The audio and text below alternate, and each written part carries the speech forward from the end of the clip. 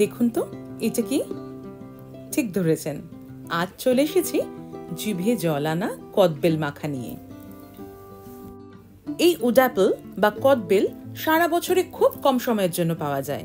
আমার বড় পিসির বাড়িতে এই কদবেলের গাছ আছে, কিন্তু দুঃখের বিষয় কে যাবে কে আনবে, সবসময় যাওয়া হয় না, আর বড় পিসিরাও আসতে পারে না সবসময়।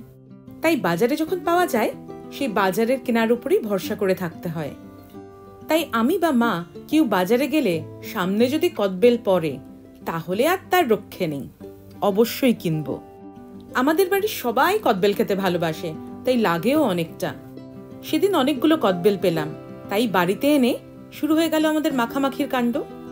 যখন আমরা স্কুলে পড়তাম, স্কুলের ছুটি হয়ে গেলে দেখতাম স্কুলের গেটের বাইরে এরকম কদবেলের আচার নিয়ে বসেছে, বাট এখন কিন্তু দেখা যায় না এই সবার, বা দেখা গেলেও খুব রেয়ার। আসলে কদবেল তো পাওয়াই খুব কম যায়।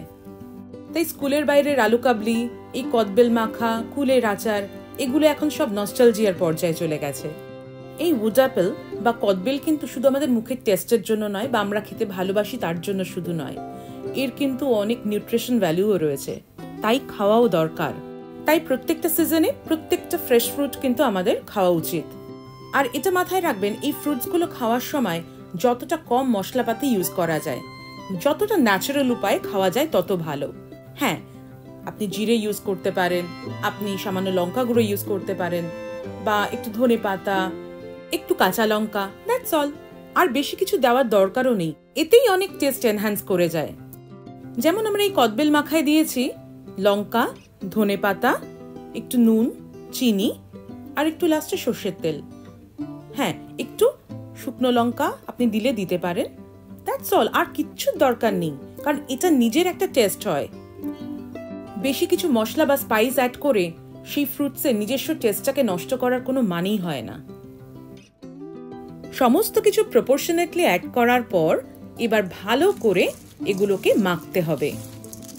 এই সুন্দর করে চটকে মাখার উপরে কিন্তু অনেক সময় টেস্ট ডিপেন্ড করে। যে যত ভালোভাবে স্ম্যাশ করে, মানে চটকে চটকে ভালো করে মাখতে পারবে, সেই কদবেল মাখার টেস্ট কিন্তু তত ভালো হবে।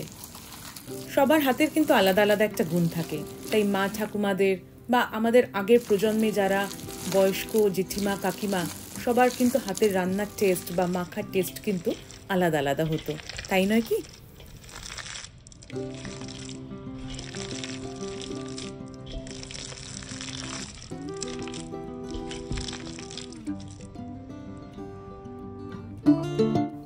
এবার কদবেল মাখার উপরে হালকা সর্ষের তেল ছড়িয়ে দিয়ে সবাইকে ভাগ করে দেওয়ার পালা।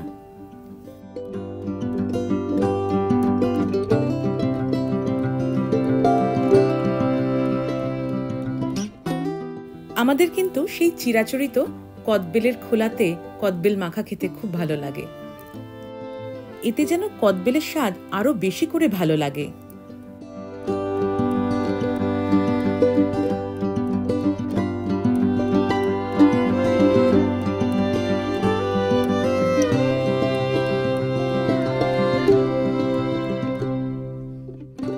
আমি তো জানালাম আমার বাড়িতে কিভাবে কদবেল মাখা হয়।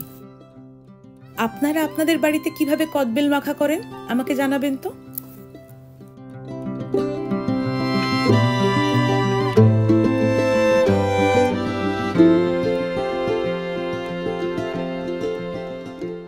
আজ তাহলে এই পর্যন্ত, আবার দেখা হচ্ছে অন্য কোনো দিন অন্য কোনো ব্লগ নিয়ে। Till then, tata. আর হ্যাঁ, যারা এখনো আমার চ্যানেলটা সাবস্ক্রাইব করেননি, চটপট চ্যানেলটা সাবস্ক্রাইব করে বেল আইকনটা হিট করে দিন, তাহলে যখনই আমি ভিডিও আপলোড করব, রিল বা শর্টস আপলোড করব, আপনারা চটপট নোটিফিকেশন পেয়ে যাবেন। তাহলে আর দেরি কেন, সাবস্ক্রাইব করুন।